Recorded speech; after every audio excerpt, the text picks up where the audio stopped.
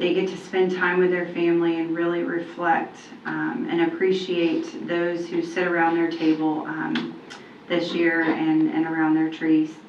And Lord, thank you for all you do and you continue to do for us, Lord. I pray for discernment. I pray for these board members and superintendent and district guiding us and making the right decision for our students. I pray all of this in your name. Amen.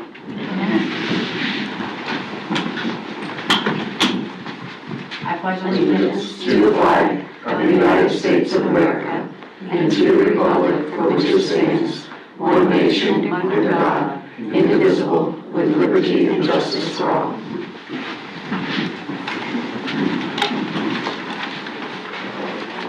At this time, I call to order the workshop for December 16th, 2025. Welcome, citizens of Clay County. I want to take this opportunity to thank you for taking the time out of your busy schedule to attend today's school board workshop.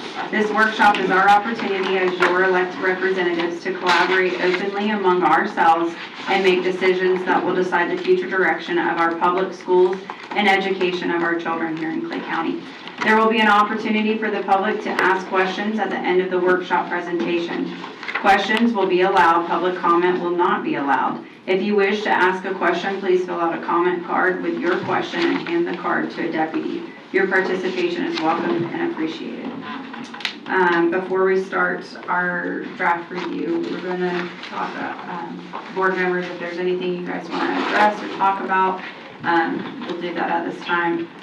But if you don't mind, I just want to address two things real quick before we actually start. I need to, since I went on record at the last board meeting, I got chewed out a little bit. So I wanted to set the record straight that my mom has actually served 38 years, not 36 years. She did not want me to take away that time. So I said, well, I will publicly address it. And she said, no, check that. Exactly. I know it feels like more for her, so I said I will address that. I apologize, Mom. Yes. So 38 years in Clay County schools.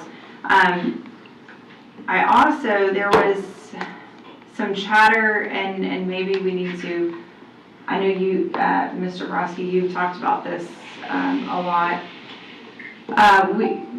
The school board does have a lobbyist. People have reached out to me actually this week asking me about this. They think it's absurd. They think about all of the things. And after I tell them that they essentially pay for themselves and have paid for themselves, I don't know if that's something, maybe I kind of sprung this on you, if you want to just address, because... Sure, I can address it from memory, but... Right, I know we don't have the numbers and everything in front of us, but... So the, I think the total cost of that, Bonnie, help me out, is... $60,000 per year, $5,000 per month. $60,000 per year. And this past year, we just had a appropriation go through, I think I'm going to say it's $1.2 million for advanced manufacturing at our high schools. I think it's Oak Leaf and Orange Park. I think are the two schools that are getting that program. I'll have to double check those numbers, but you know, it is a statistical fact that they bring in much more money than they cost. I mean, unfortunately, Tallahassee works the way that it works, and so folks like lobbyists are a necessary thing in order to achieve the objectives of the district. Southern Group, by the way, is our lobbyist group, and they are connected in the sense that they also lobby for the county itself. The county government also employs them too. So there's a unified front as far as Clay County is concerned when it comes to lobbying in Tallahassee. I get 1.88 million. 1.8? 1.88 million. 1.88 million, I'm saying correctly. I just wanted us to address that because there was some talk about that and how it's a waste of money. And I didn't have the numbers on hand either, but I knew it was even an overwhelming amount last year.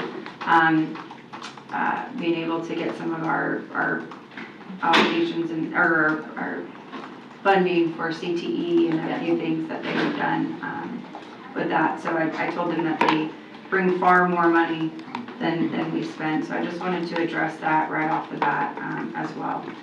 But Mr. Alvaro, do you have anything that you would like to bring forward to the board or discuss? Ms. Hanson. Yeah, I'm sorry. I always have something, right? That's what we're here for. Yeah. So one of the things to help us communicate more openly for our taxpayers, I wanted to talk about, we have created a folder for the internal audit, all of it, like the YouTube video is not in there, so people who couldn't watch have not been able to watch. I think it's important, Mr. Brodsky, that we get a video in there for them. It is held during working hours, and so the people who are really interested would like to watch that. Like some people go back and watch our school board meetings and our workshops. So in addition to that, the minutes should probably in there, maybe, I don't know what kind of a time frame, so we know when you guys can go look at the minutes. This time it took a little longer, but it's new, right? So we need to get that system together. And since the board, practically we have two jobs, policy and budget, right? I would like the 1% sales tax folder and the 1% mill folders to be moved there. So as a board, when we talk about, especially when we speak in front of our constituents, we can give them that particular page and they can click on the audit committee, how we spend our 1% mill, how we spend our half-cent sales tax.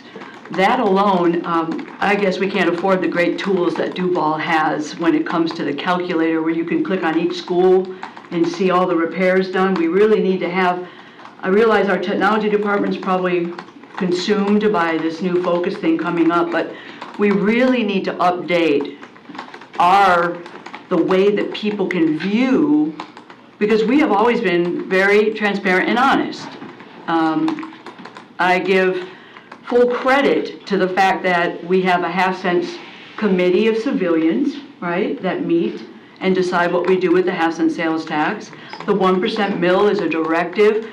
We spend it exactly as we say, but you would be surprised the percentage of people who have no idea that we're doing things the way they're supposed to be done. And so I think we need to really look at what we put in the half-cent sales tax folder, what we put in the 1% mill folder, and bring it all in under the umbrella of the school board, where it sits in most districts, actually, the budget stuff.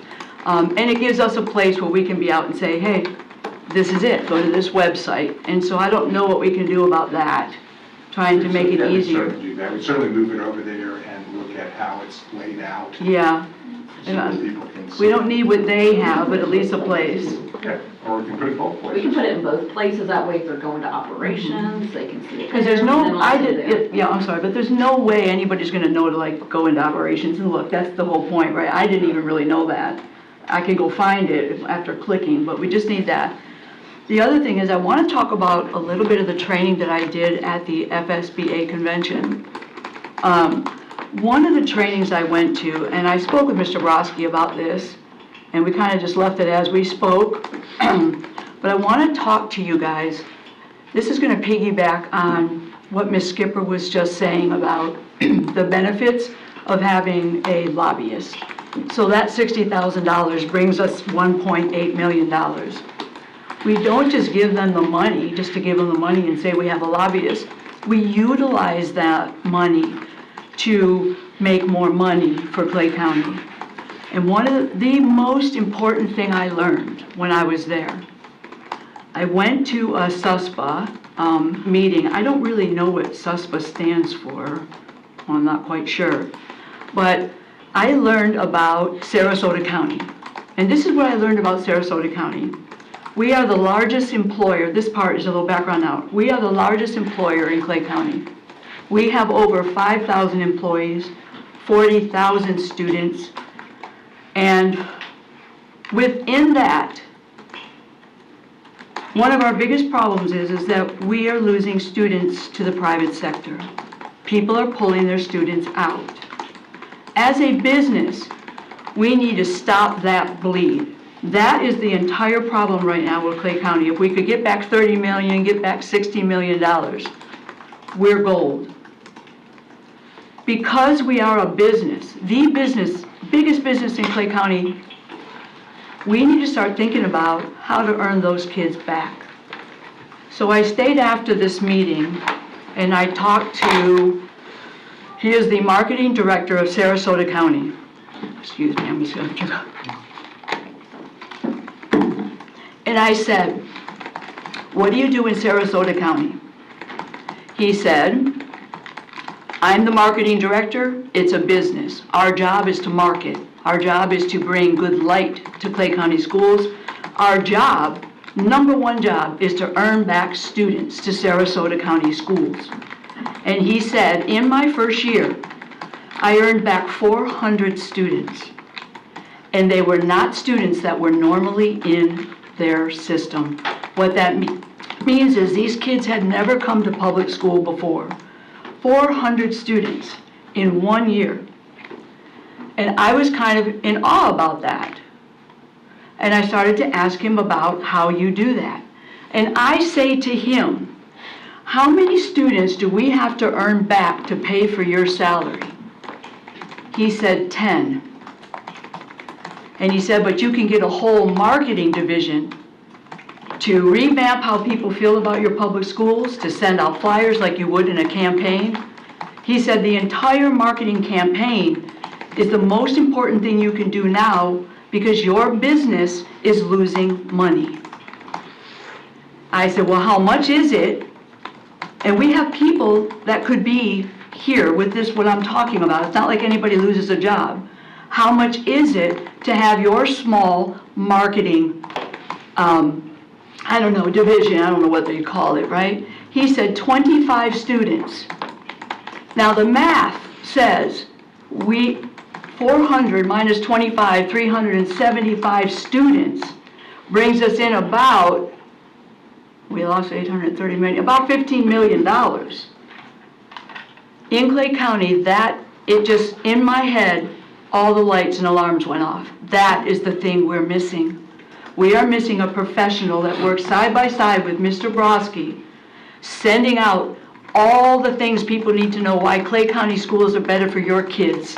CTE, sports, as Mr. Broski says, our after-school activities are a really important factor. The fact that we have a banking CTE, a nursing CTE, all the things that we can provide that other people cannot provide, and we are providing it in a better fashion than all of those other things as a whole, right?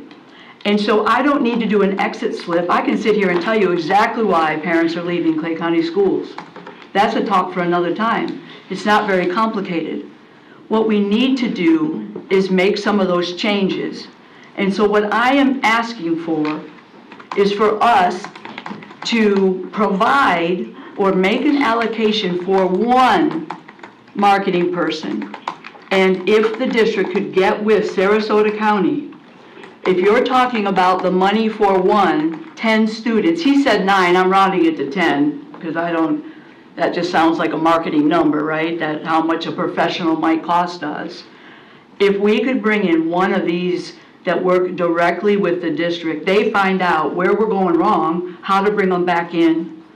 And that position, and we have people, we have Sabrina, they could be together under what is his profession. He graduated with his master's in marketing and mass marketing. That's what they do.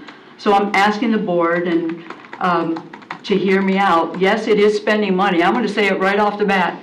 But if 9 students pays for it, and we can get $14, $15, $20 million, it might not even be the same kids on scholarships, right? Could be other kids that move here, kids coming into the system. We need to fight for those kids.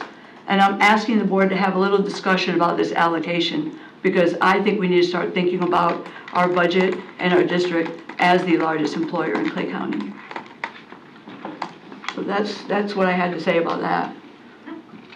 I'll just piggyback off of that. I mean, I think it's a great idea. I've discussed this with Mr. Broski for a couple of months now. One of the meetings that I went and spoke at about our schools was to a bunch of business people and small business owners. And one of their biggest questions, the whole room actually wanted to know about it, was where is your advertisement for essentially CTE is what they're wanting. How do I know that I can go get flowers made for my wedding or deliver flowers to my wife for their anniversary, or what, how do I know that I can go get my car fixed at Middleburg High School, and where are the prices, and what teacher can I speak to, and who can I talk to about all of this? So from a business aspect, they were essentially saying the same thing that Ms. Hanson was saying, and I've talked to Mr. Brodsky about that is our school choice program. And we as a public education need to advertise. Actually, several of the emails that I've gotten over the last month or so due to recent events were, what are you doing? What are we doing to advertise our school choice options? What are we doing to let the community know? And I know that we did a really good job with our kindergarten campaign. Our numbers were great with that. However, I do think that we do need to do more advertising and that we do need to do more marketing. I have said this for the last couple of months on and off the record. Now, what that looks like, how we get there, and I'll get all of your thoughts on that. I know we're in a predicament right now, but same thing with the lobbyists. You have to spend money to make money a lot of times, and from a business aspect, I get that. So I wouldn't jump into a whole department. I would also like to see. We don't need a whole department, because we Right. have people. We already are doing this. I just think we need expertise in this on how to particular. implement messaging. So I think our CTE and our ACE programs and our IB program and our dual enrollment options and the track that gets a child to their AA before they even graduate high school are all very marketable. But I would wonder if that's really where we're losing students. My suspicion is that a lot of the private school, if that's the target audience, is K-8, not 9th through 12th. Because I think there's only one private high school in the county where there's a lot of options for K-8. So to me, while marketing is a part of it, I think the other part of it is how are we competing in K-8? What are we offering that's different and attractive K-8? And I know we've talked through that before. That's where the Montessori idea came from. That's where French Park Elementary's concept school came from. I think maybe before we look at a marketing strategy, what we look at is how are we making our K-8 marketable? So, but here's also the other aspect. When you talk to people, they have no idea that we have a Yes. Montessori program. They have no idea what OPE I offers. think the wait list would say different. Well, no, but we we have probably need people, more Montessori from options. Jacksonville and other areas that are trying to come in and whatnot to use that. But I'm telling, unless you know. Yeah. But the public does not know. They have no idea general until, public. I'm telling you, when I went and Well, I guess, messaged it. but what I'm saying is if you're gonna catch those kids, you need more than one. Because right now, that Montessori program, I think, at least it has been historically full with a wait list. So, So- Ms. Gilhousen, if I may, I missed this part. They actually marketed they found out why those kids were leaving and marketed to those parents. Marketing is beyond our expertise. Everybody does Instagram, social media, but if you have to come back to the bottom line is we lost 800 students. It's good what we do. So sometimes I also learned in this meeting, when you have something that will work, it automatically insinuates what we're doing doesn't work, and that's not what we're doing here.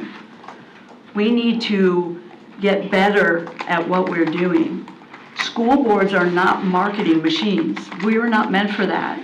Districts are not marketing machines. We use the tools we have, mostly for free, and we have a lot of data.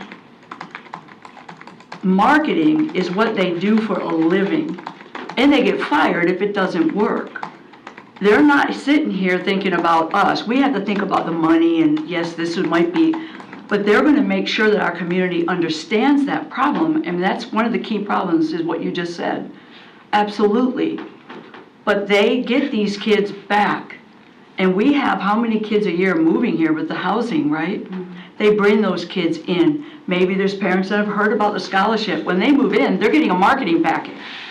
This is why you need to choose Clay County Schools. We had a slide during our presentation about, they were talking about when the scholarships went up, we started really losing a lot of money. Right then and there, when we knew that was gonna happen, we should have ran a marketing campaign. And I'm talking at every house of the kid. It is closely run with the superintendent, not with us. It's mostly run with the superintendent in the district. They work on ideas based on the data, and that is one of the areas that they will do a great job in. And I don't know, I'm just really, really passionate about it, because we're talking about bringing in 10 new students pays for this position. We have to throw the dice. We have to figure it out, and that is the one common theme. Every workshop I went to that Clay County was missing. I was telling Mr. Brodsky, they were talking about making your budget work for you. Check, we did a great job. Great job, check. Then they would go to the next thing. Check, communication. And I had to listen, because it's hard to listen. But I had to put like an X in that box. And then I would go to the next thing. How to talk about your budget to the community. And it went through again, making your budget friendly to the people in your district. Do we do a great job? Check, check, check, and then we get to the communication. It is the area that will bring these kids back. It will not cost us any money once the allocation is in place. They do the hiring. Mr. Brodsky is very, very familiar with SUSBUT. I talked to a couple of guys that spent the night with him the day before. You guys went to some dinner. They were really working you that night. Crazy, we ate dinner together. Yeah, it's nothing crazy. It was one of the things you get invited to, but they were working Mr. Brodsky that night as well, they told me. So I do understand what you're saying. If it doesn't work out for us, take it away. They're just marketing people. But I think we need to try. That's all. Ms. Clark, did you want to say something? You're a business lady. I was gonna say, I do marketing every day. I think it's something we should address, but there's so many variables that go into this. So, yeah, we need to address it. And let's plan a time that we can have a separate meeting possibly and come up with, I mean, as far as Kelly, I know we removed the one spot in our newsletter. Has that gone out already? No, we had to make a couple little changes, Okay. and so that is gonna go out before, by the end of the week. All right, I'm just wondering if we could plug in about the lobbyists and the funds that have come in that spot. You know, I know a couple of years ago when I asked for us to look into hiring a lobby firm, we didn't know grants, all the capacity that could bring to the county. But I think maybe that's a good way to, if we've got that many people looking at it, maybe that's one avenue where we could plug that in as to how much it's brought to the schools. So just a thought. Thank you, yes. I think Mr. Brodsky had something he wanted to add. Yeah. Well, can I just finish real quick? I think Orlando, Orange County has hired marketing. As I'm sitting here thinking about some of the other counties and some other school board members that I've spoke to across the state have discussed this. I don't know where they are, if they're going to, where they're at, Brevard. There's 37 counties. 37? Okay, so yeah, I don't know. I know that they're in discussion with this. And I think marketing is never a bad thing, especially the last month or so. I have really come to the conclusion of how much we do need to market and or message, because people just don't know what they don't know, and they're not, they're living their lives and they're not educated on how things work. And I'm guilty myself. Before I got this position, I didn't fully understand it either. And then when you sit down and talk to people and they ask you these questions and they're like, well, why aren't you putting this message out? Why aren't you essentially marketing? Why aren't you guys explaining this? And I'm like, well, we do in workshops, or we do in meetings. I don't have time to watch your 2 to 3 hour workshop. I don't have time to watch your meetings. I should as a parent and or teacher, but I'm doing 900 other different things, which is understandable. So that's why, partly why I wanted to do the newsletter was to get the message out. and small, convenient little blurbs so that you had time to just look at it, glance over it, and move on, or dig deeper and do further research or reach out to your board members, whoever, to ask these questions. But if we're not, and I'm assuming this marketing, I know for one of the other districts that I've spoke to in the past about this, they market to whatever your need is too. Yeah. It's not necessarily to bring back kids, right? So they market everything, your reputation, programs, you know, if I had a master's in marketing, I could sit here and probably do a better job. I can tell you now the allocation packet is being developed. So Ms. Clark, to have a special meeting about something that 37 other counties just do, we could get a lot of information on it. It's not a difficult thing to do. It is difficult if they create the allocation packet and it's not in there, we won't have any opportunity. Because I know, is it March or April that we get that packet, Mr. Brodsky? March, but we can always ask for an allocation. Yeah, and so that's what I'm doing, is ask you for it. If we change our mind at some point, I know I'm not, because I have a small business on Etsy, and if you're telling me I can bring in, if I pay $10 in ads and I can bring in $90,000, that's basically. So one question I have is, with other counties, is everybody doing this in-house, or is anybody contracting the service out? It's in-house. It's all in-house? And it's just a position, yeah. Okay. Well, because they have privy to all the data, the superintendent, they kind of like BFFs with the superintendent, is my understanding. He knows all of that, what's the goings on. They bring in some outside perspective. They know, what does SUSPA stand for, Mr. Brodsky? They have people in all these districts. Do you know? They're the communications. Yeah. Group like FADS is for superintendents, FSBA. Yeah, and they can help find somebody who's trained in school marketing. They have them, most of their people belong in a district somewhere. It absolutely is not rocket science. It's being done everywhere. Does anybody, I'm just trying to think budget creative, does anybody associate that marketing department with their education foundation? Is that an option where kind of how that position pays for itself? Could we have a similar? Yeah, we can look at the structure, for that. I don't disagree with marketing and the analysis there. I think maybe the best next step would be that we present to you the things that we are doing. We actually do track that data. We can tell you the exact number of students that have left and what school, how many have gone to homeschool, how many have come back. There's a whole enrollment council that we meet monthly and have for a while. That the talk of market share is not new to us behind the scenes. Maybe we haven't done this publicly to talk about it, but anybody on cabinet can certainly tell you that I talk about market share all the time and how to win students back and all of that. So I'm not opposed to a position to do that in marketing. I think a good place to be is like, hey, what are we doing now related to that? And that might help form the decision. Plenty of time for an allocation. Well, and I only looked at it because what we're doing now, we still lost 800 students. So that little extra, what is it? What is it, that one thing? And Well, sometimes. that's why I suggest that, I mean, it's a great idea, but let's find a time where we can prepare to bring our thoughts and what's already being done If the board would together. like, we can bring forward all the information you need to know in making this decision. Still have time, we can still do the Yeah. allocation, plenty of time to do that. Because Marketing, we they talked are about the ones that look at all the things we're doing Yep. and just make it better. Did we do an next interview for all of those students that we lost? We know the reasons. We do exit We do interviews, exit yes. interviews, we have that. Yep. We can tell you I exactly think what from the it is. business perspective is a good idea, Yeah. yeah. A lot of them actually we find are interesting. Some of them are just moving. And we do ask about their experiences and everything, and why did you leave? Why did you choose Clay? Why did you leave?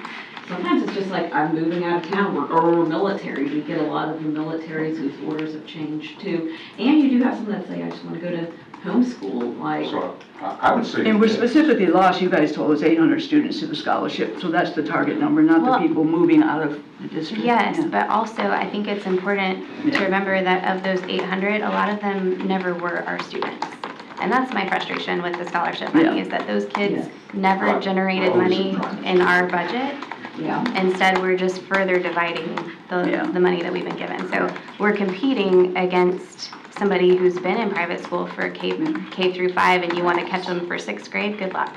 Yeah, That's- well, and they know that, that's how they got their 400 students. The Well, ones that here's- never came to public school, Right. yeah. Here's also another thing that the economy, I know inflation, they say it's going down, but people are still hurting, things are still going up. So my point is having that marketing and being able to market to those who never came to our schools in the first place, sometimes parents, and I know several of them that are sitting on, should I continue to pay for this private education, or is public education really that bad? And Like, what and grades we're are they weighing in? options. Like, what grades are they in? They're, well, 5th and 6th, and then some of them are no junior high. They'll pay for the junior high. That's what But I'm saying. high school and up, but there are a few elementary schools, or school children that families that I speak to that are weighing that option. Yeah.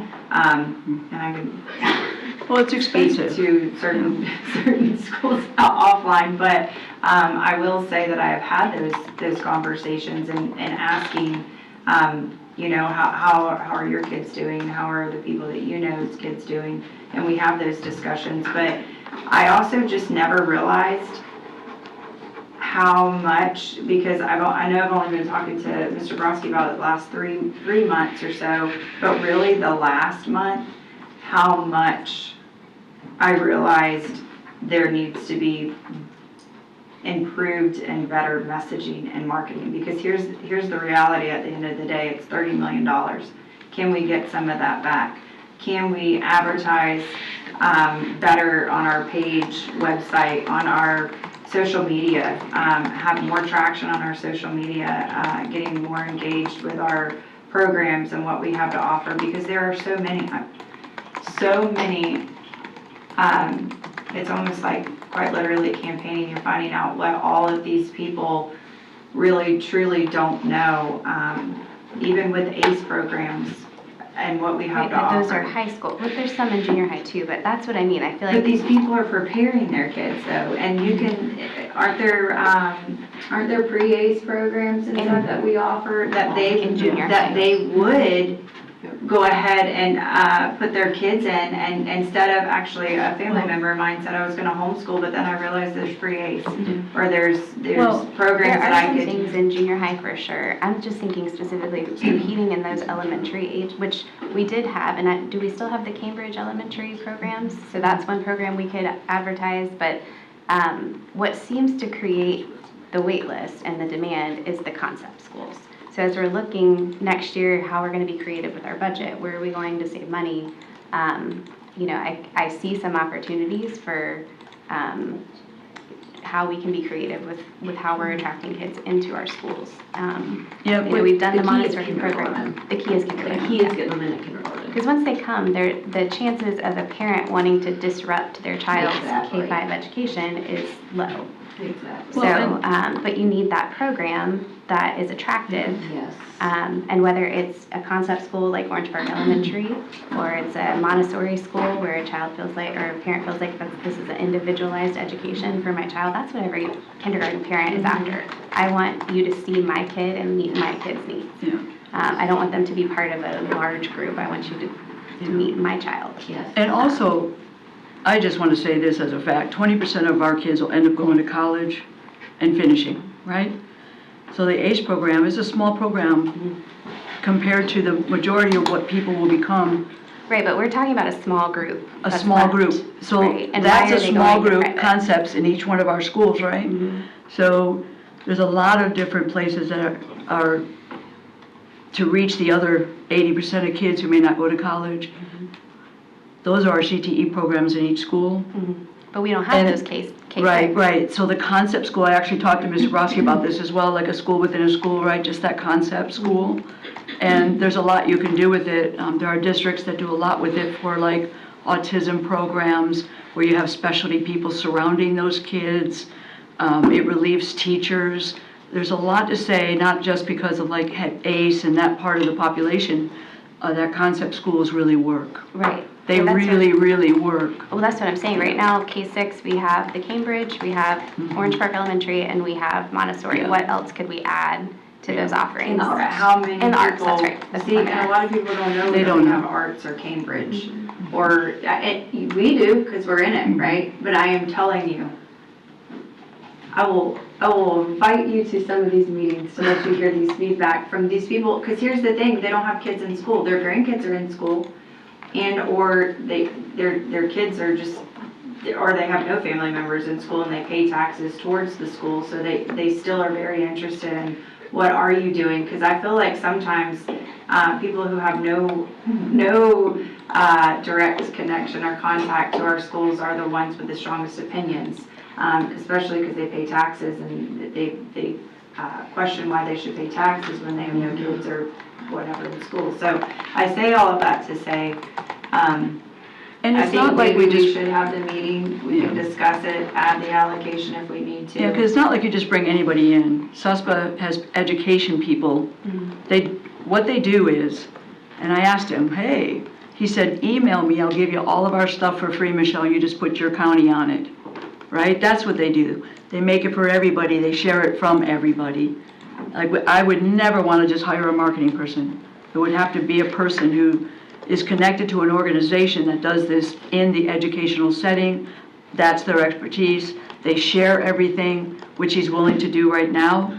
So that's why I wanted to, that last thing I wanted to tell you, marketing, when I first sat in there was like, we do that, right? But these are educational marketing people that bring all the expertise from all the counties into here and share everything they have ever made with us for free, so. And maybe, whether we use that company or not use that company, but we can hear out the district, then discuss it further. So we can put it on whether, should we do end of February's workshop for that instead of January's? Let's do Jan. You good with January? Let's bust it out. We got a It was so lot full. going on in January. I know, Let's do that's it. why I didn't know. It's so It's super full. full, so I didn't know if you Yeah. were.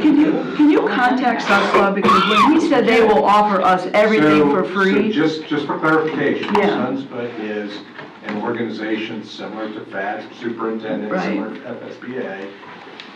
We are members of SUNSPA. Yes. Terry was actually on the board of directors Yes. for SUNSPA Yeah. prior to leaving. Mm-hmm. Sabrina's transferring into her position will be part of that. We know the people, we can get all of that information. Yeah. To the board's point, I think what I would bring to the table is, hey, let's learn all the information. Let's learn about what our market share actually is and where the numbers actually shake out. And then I do agree with messaging, like there should be better messaging. If in today's world where people have so many forms of communication and way, that's very, very important.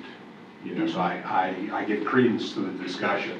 At the same time, it also makes it more difficult that no matter what you do in the area of communication, you'll never be able to reach everybody the way you want to reach everybody. I mean, you have to just, Well, we should try. can we do better? Of course we can. And so I would kind of leave it at that. And so certainly I broke bread with the gentleman from Sarasota. We could certainly, leverage that relationship and all of those sorts of things.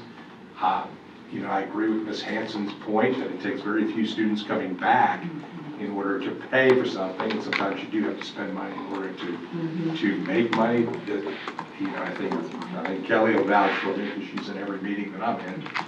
The idea of market share, being competitive and fighting for market share is not new to anybody that works in the district office. Very loudly, very firmly. This is the first time the board is openly talking about it, but we've been talking about it for a long time. Good news is, as far as FTE goes, our FTE is actually up, this year. So we're seeing that. But to the point of the discussion, you can always do better in the area of marketing. That's every year you can always say you can do better. So we can do better. And they did last note, they talked about districts doing the best they can, right? You have somebody doing this, somebody doing that, somebody doing that. There's actually a They kind of just statewide kind of campaign. pull those responsibilities. Districts are overwhelmed with millions of jobs. There's not that many people up there, And so when they come in, they kind of takes the lion's share of that from people would alleviate time to be doing what maybe their technical job is, because as far as I know, district personnel have a lot of jobs, each person, and they would alleviate that portion as well from the district to help, so. Mr. Alvera, did you have a comment? I think, as if you were trying to speak. I think it can be a good idea. I think it will work in our favor. I also wanted to add that we should focus on the things Clay County offers that the other schools don't. And I would be remiss if I don't mention this, but transportation is one of those things that a lot of people take advantage of. It's true. So, yeah, that can bring, that along with a little marketing and letting people know exactly what we're doing can be really, really good advantage for us. It's true. Yeah, especially if that child lives within the area, you can market. Oh, we The can- bus we will can come bring pick you so up many- right here. Right. Your car. That one thing that private schools don't offer is our Transportation. goal point. That's Well, right. even charter schools don't offer transportation. That's. I think that's another thing that's gonna be What's on the agenda? an issue moving forward as these charter schools grow and more come about. Not everybody has the luxury of being able to drop their child off at school, so. Exactly. That is, I think, a campaign push as well as, hey, we offer transportation plus this program, you know, so that's a good idea. And at the state level, when they talk about CTE and I raise my hand and I say CTE in Clay County is robust, they all go, yes, it is. Like, we have really a lot of great things going on, you know, what we do, and some of that is known statewide, so. Well, that's why people have moved here, left Duval, Yeah, or other yeah. counties. That's right. So that's always been history. And we also have a very strong ESE program to the point where I believe like our military personnel direct families here to We're Clay one of two County. counties in the nation. Yes, I mean, all of our content areas, our kids' proficiencies in the top 5 in the state. Yeah. Or, yeah, in the state out of 67 counties, so we have a super strong program. That They used to give that special would be orders key to for marketing because a lot of private schools do not offer ESE services. Yes. Correct, yes, yes. So Private ESE schools. students are very successful in Clay. We've got a great team. All right, so that'll be the plan moving forward, I guess. With that, we got notes? Okay. Mr. Brodsky, what's on that workshop? I know that I have a quick review with the media policy, the Okay, community rubric, what else? so I have bullying, I have marketing, I have the CHIP, kind of a review of transportation. Yes. We're halfway through the school year. And then the review of the book policy. Was there anything else on that list? I don't have the list in front of me yet. The bullying, student code of And then conduct? code of conduct, You got that. and then the financial renaissance. Oh, financial renaissance plan. Sounds That is a fancy. very packed agenda. I can go all day, bring snacks. Okay, I just want to make sure. We the can media divide policy it won't into take 2 long. workshops if we need to. It might be wise to do that. So we're not rushing to get to another topic. Well, we can discuss it and see which ones we want to move to February and then. Okay, And I am working really closely with Mr. Daly and Cynthia Johnson. We'll have everything kind of hammered out prior. I don't think it will take very long, that portion, the community rubric, maybe 10, 15 minutes. Ms. Gilhousen, do you have anything for discussion, bring forward to the board? Nothing? Ms. Clark? Yeah, nothing to add currently. All right, Move on. take it away. all right, December is my favorite board workshop. Does anybody know why? My shortest. It's the shortest. Short.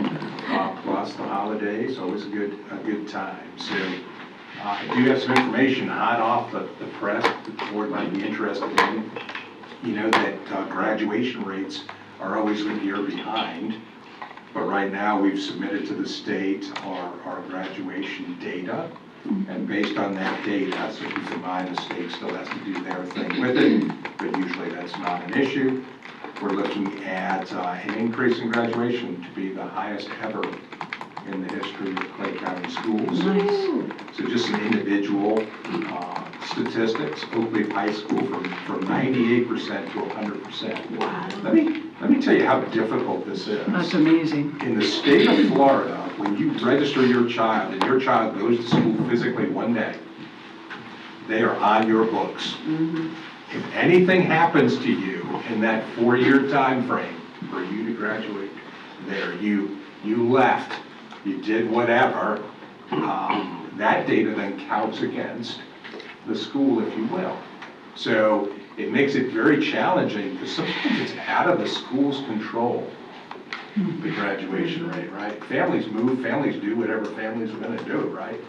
But you're left with the data to account for that. Florida has one of the toughest graduation indicators in the state, in the whole nation, right? So we look at it totally differently, and so it becomes very competitive for high school principals. To have 100%, I don't think I've ever seen it, right? So it's pretty good, and sometimes when students aren't there, that means you have to track them down.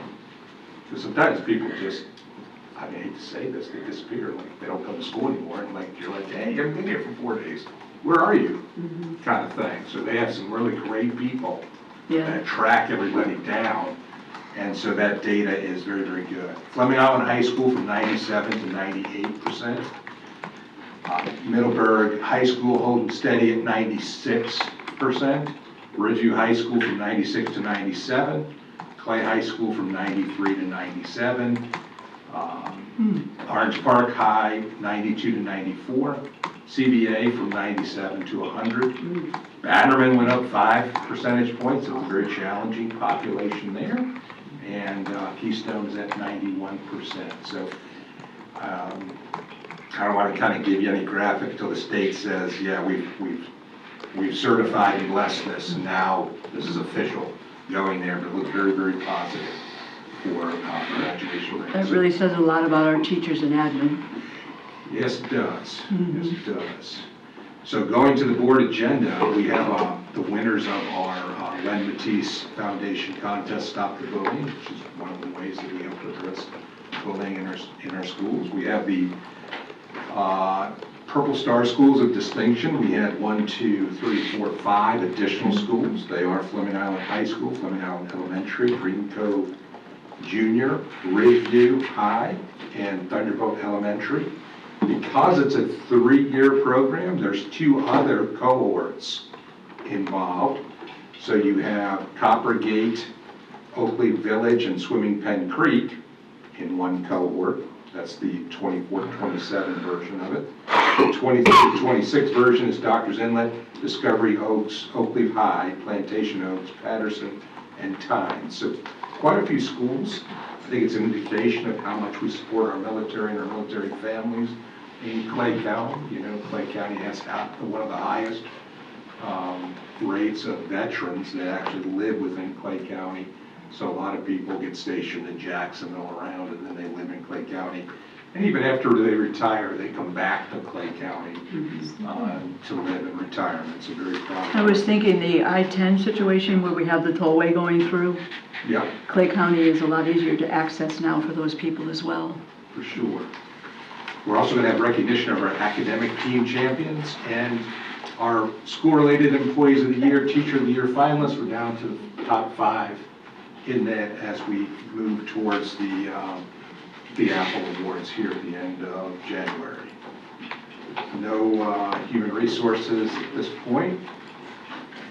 And then just some of the normal items that we've had previously, the minutes, the personnel consent agendas, and every month item, elementary out-of-state travel. There's also the review of appeals as far as book challenges go. I think the team does an awesome job of managing all of that. Academic services, K-12, out-of-state travel, proposed allocation changes. You can see it's always positive when it's in the minus cost. the financial reports, including the budget. There is the internal accounts audit is here. At our last internal accounts meeting, we did several things. Part of that was a presentation from Purvis Gregg, which did our internal accounts at the school level. It's a very detailed document. I like the new format. It actually goes school by school and says what they saw there. Please remember, thousands of transactions are occurring. The most common thing was prior approval of fundraisers. And so I was trying to explain to the committee, they said, how did that happen? Well, it's really easy, right? If you're in a PTA or a PTO meeting and everybody agrees you're gonna do a fundraiser, and the person that's in there, that's the secretary that's there, is like, okay, we're gonna start the fundraiser. They start the fundraiser and nobody fills out the form, you get dinged on the audit, right? So there's all kinds of ways in which that occurs. Another common thing that we saw, just to kind of summarize the big three in this audit, is fundraising recap.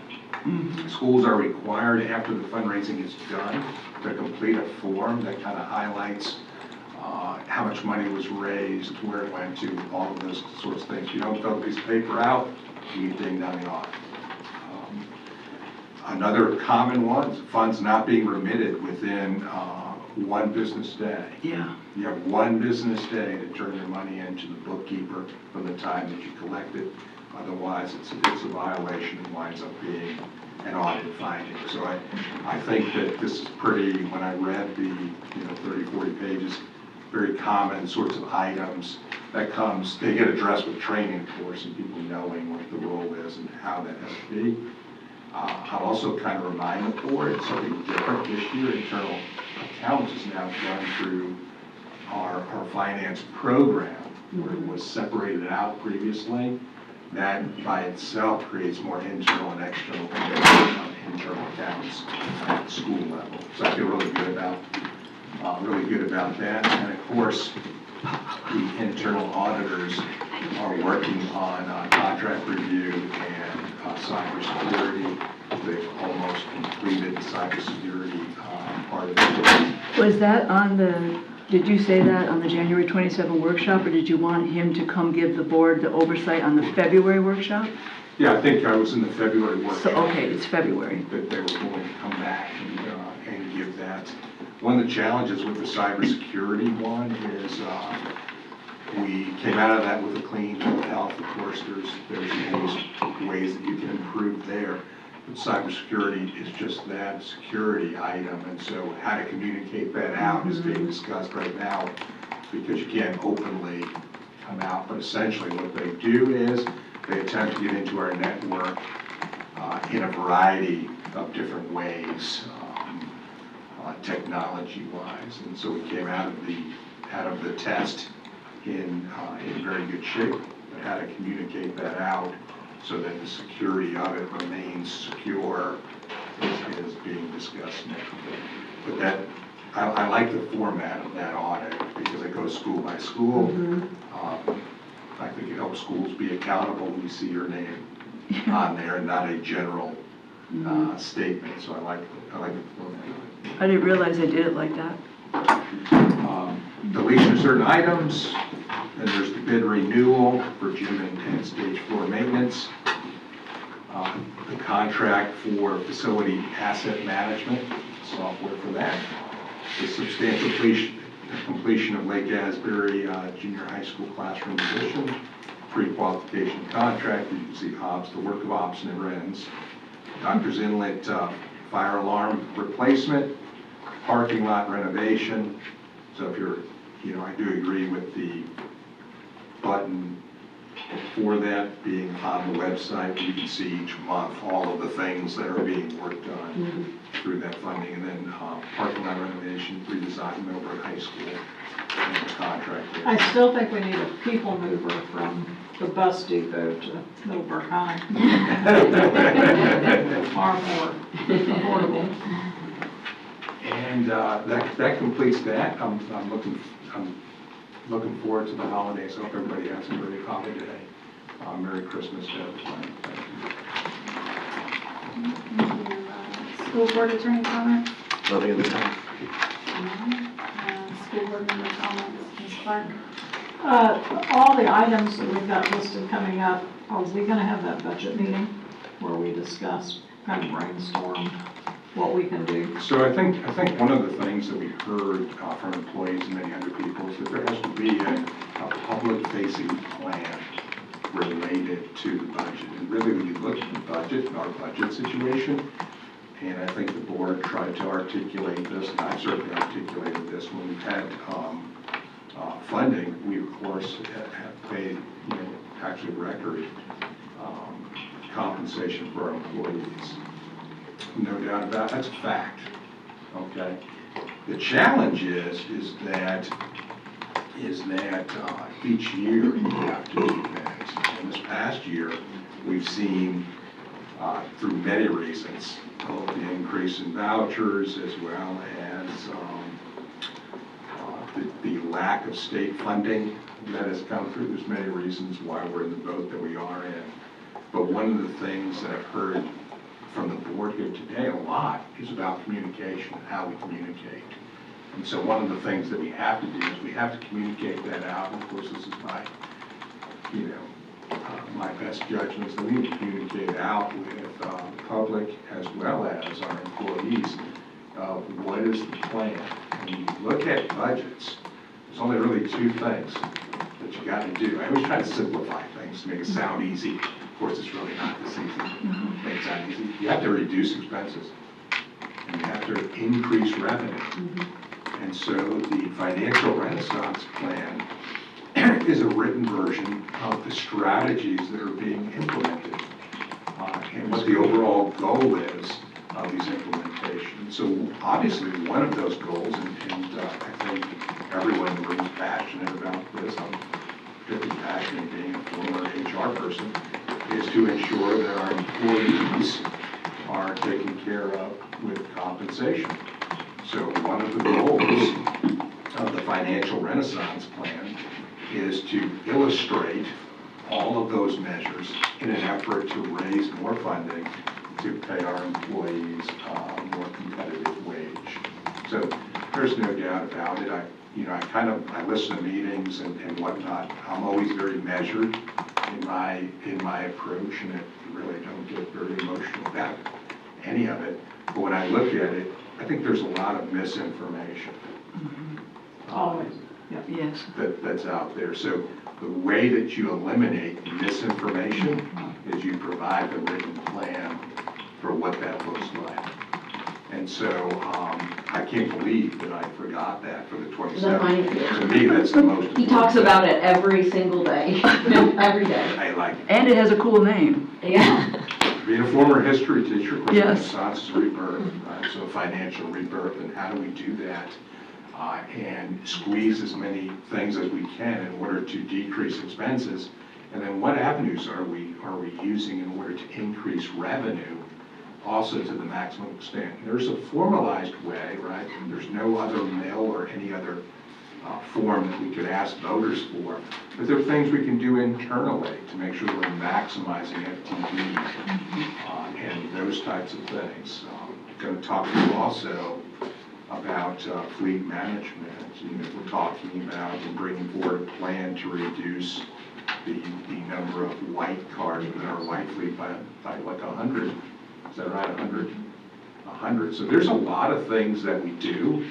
Unfortunately, the district's not behind the scenes, putting out Facebook posts. Today we had a meeting on the white fleet. Yeah. Bryce and I really enjoyed talking about getting rid of 100 cars.